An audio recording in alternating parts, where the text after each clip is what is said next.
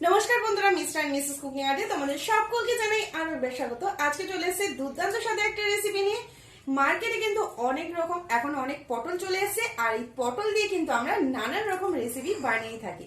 তো আজকের রেসিপিটা একদম ইউনিক, আর এই রকম রেসিপি কিন্তু তোমরা আগে কখনোই ট্রাই করোনি। চলো আজকের এই ইউনিক রেসিপিটা অবশ্যই একবার বাড়িতে হলেও ট্রাই করো, আর জানাতে একদমই ভুলো না যে কেমন লাগলো আজকের এই রেসিপি।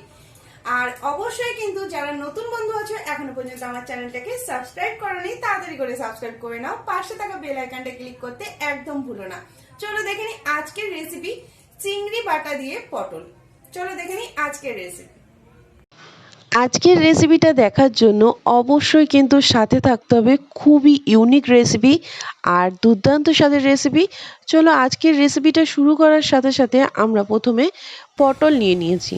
পটলগুলোকে আমরা ভালো করে খোলা ছাড়িয়ে নেব, আর খোলাগুলোকে ছাড়িয়ে নিয়ে দুপাশ কেটে খোলাগুলোকে আমরা ছাড়িয়ে পটলগুলো আমরা একটা সাইড করে মাঝখান থেকে চিড়ে রেখে দেব। পটলগুলো কিন্তু আমরা মাঝখান থেকে একটু চিড়ে নিয়েছি, আর দেখতেই পাচ্ছেন ঠিক এই রকমভাবে। এরপরে পটলগুলোকে ভালো করে চিড়ে নেওয়ার পরে একটু নুন আর হলুদ দিয়ে পটলগুলো খুব ভালো করে মাখিয়ে নিচ্ছি। নুনটা দিয়ে দেওয়ার পরে এখানে হলুদটাকেও আমরা দিয়ে দিলাম, আর এরপরে এটাকে খুব ভালো করে মাখিয়ে নিচ্ছি। জাস্ট নর্মালি যেটা পটল ভাজার সময় যেটা নুন হলুদ মাখাই, ঠিক সেইভাবেই কিন্তু আমরা নুন হলুদ মাখিয়ে এটাকে ভালো করে ভেজে নেব। আর পটলগুলো যদি এখন পটল এনে রাখলে এত গরমে হয়তো হালকা হালকা একটু পটলগুলোর গা কুঁচকে যায়, তাতেও কিন্তু কোনো অসুবিধা নেই, এই রেসিপিটা দুর্দান্ত লাগে। পটলগুলো ভাজার জন্য এখানে সর্ষের তেল ব্যবহার করেছি, আর সর্ষের তেলটা এখানে আমরা গরম করে নিয়ে পটলগুলোকে আমরা খুব ভালো করে নাড়িয়ে চাড়িয়ে লালচে করে ভেজে নেব। দেখতেই পাচ্ছেন ঠিক এইভাবে কিন্তু ভেজে নিতে হবে। এরপরে এটাকে আমরা তুলে নিচ্ছি একটা পাত্রে। তুলে নেওয়ার পরে এখানে আমরা নিয়ে নিয়েছি চিংড়ি মাছগুলো। চিংড়ি মাছগুলোর মাথাটা রেখে দিয়েছি, আর চিংড়ি মাছের সমস্তটা পরিষ্কার করে এখানে আমরা তুলে নিয়েছি।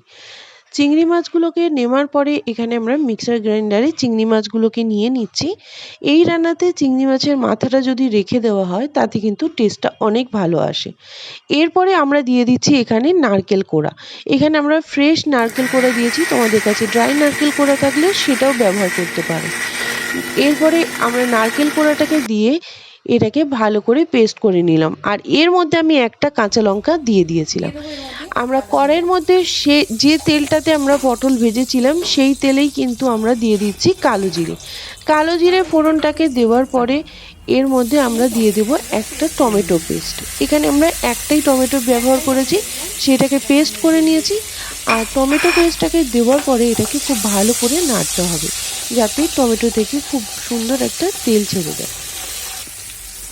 টমেটোটা থেকে তেল ছাড়ার পরে এর মধ্যে আমরা দিয়ে দিচ্ছি পেঁয়াজ, রসুন আর আদার পেস্ট।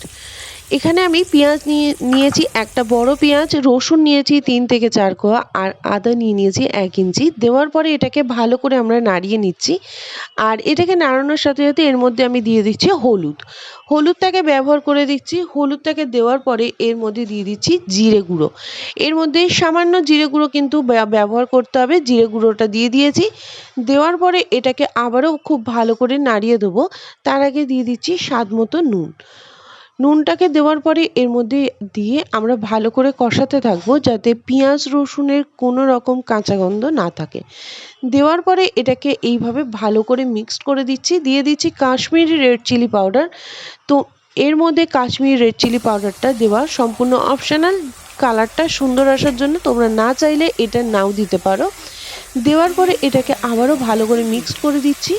দিয়ে এর মধ্যে দিয়ে দিচ্ছি চিংড়ি বাটাটা দিয়ে এখানে আমরা ভালো করে নাড়তে থাকবো, যাতে চিংড়ি মাছের যতক্ষণ না জলজলে ভাবটা চলে যাচ্ছে ততক্ষণ আমরা নেড়ে এই রকম ঝুরু ঝুরু হতে হবে, তাতে চিংড়ির যে কাঁচা যে একটা আঁশটানি গন্ধ সেটা থাকবে না। এরপরে আমরা পটলটাকে দিয়ে এটার সাথে ভালো করে নাড়িয়ে দেবো, তাতে চিংড়ি বাটার একটা ফ্লেভার আর পটলের সাথে খুব ভালো করে মিশে দুর্দান্ত একটা কিন্তু তোমার খেতে লাগবে। তাই এইভাবে এটাকে খুব ভালো করে কিন্তু অবশ্যই নাড়িয়ে নিতে হবে। এইভাবে ভালো করে মিক্সড করে নেওয়ার পরে দেখতেই পাচ্ছেন খুব সুন্দরভাবে কিন্তু এটা মিক্স করে নিচ্ছি, তাতে পটলের সাথে চিংড়ি মাছের খুব ভালো একটা ফ্লেভার আসবে। আর যতক্ষণে ওটা ভালো করে একটুখানি নাড়িয়ে নিচ্ছি, গ্যাসের আঁচটাকে অবশ্যই লোতে দিয়ে দিতে হবে। আর এখানে দিয়ে দিচ্ছি কিছু ধনেপাতা আর কাঁচা লঙ্কা, দিয়ে দিলাম সামান্য পরিমাণে জল। আর জলটাকে দেওয়ার পরে এখানে ওপর থেকে দিয়ে দেবো ধনেপাতা কুচানো আর কাঁচা লঙ্কা। এই রান্নাটা যেমনই সহজ আর একদম ঝামেলা নেই, তেমন কিন্তু খেতে অসাধারণ লাগে। তোমরা পটল চিংড়ি খেয়েছো বা চিংড়ি মাছ দিয়ে পটলের দোরমা এরকম অনেকেই খেয়েছো, কিন্তু পটল বাটা এইভাবে অবশ্যই একবার ট্রাই করো। এটা খেতে লাগে দুর্দান্ত আর টেস্ট কিন্তু সম্পূর্ণ আলাদা। এটাকে ভালো করে আমরা মিশিয়ে দিচ্ছি। আর এখানে বেশি পরিমাণে জল দেবো না, আমরা ঠিক অল্প পরিমাণে মিডিয়ামে জল রেখেছি। নুনটা আমরা আরেকটু দিয়ে দিচ্ছি, যাতে এখানে নুনটা কম হলে সেই অবস্থাতে স্বাদ বুঝে তোমরা দিয়ে দিও। এরপরে এটাকে আমরা ঢাকাটা খুলে নিচ্ছি। ঢাকাটা খুলে নিয়ে দেখতেই পাচ্ছ তেল ছেড়ে দিয়েছে, খুব সুন্দর কালারও চলে এসছে। ঠিক এই রকম আমরা একটু মাখা মাখা এটাকে রেখে দেবো। আর মাখা মাখা করে রেখে দেওয়ার পরে এর ওপর থেকে আবারও লাস্টে দিয়ে দেবো একটু ধনেপাতা কুচি। আর এর ওপরে কয়েকটা চিনি তোমরা দিয়ে দিতে পারো, তাতে টেস্টটা ভালো আসবে। আর দিয়ে দেওয়ার পরে এটাকে খুব ভালো করে মিশিয়ে নিয়ে এইভাবে আমরা কিছুক্ষণ ঢাকা দিয়ে রেখে দেব। আর এটা দেখতেই পাচ্ছ, এটা কিন্তু দুর্দান্ত খেতে লাগে। তোমরা ভাত বা রুটি সকলের সাথেই এটা খেতে পারো। এটা খেতে কিন্তু অসাধারণ লাগে। এই রান্নাতে আর কিছু দেওয়ার প্রয়োজন নেই। এইভাবেই কিন্তু এই রান্নাটা একবার বাড়িতে ট্রাই করো, খেতে কিন্তু দুর্দান্ত লাগে। এই চিংড়ি বাটা পটল এটা অসাধারণ একটা রেসিপি। তোমরা বাড়িতে এটা পরোটা বা রুটি ভাত সকলের সাথেই ট্রাই করতে পারো, খেতে খুবই ভালো লাগে। তাহলে কেমন লাগলো অবশ্যই কিন্তু রেসিপিটা দেখে আমাকে জানিও।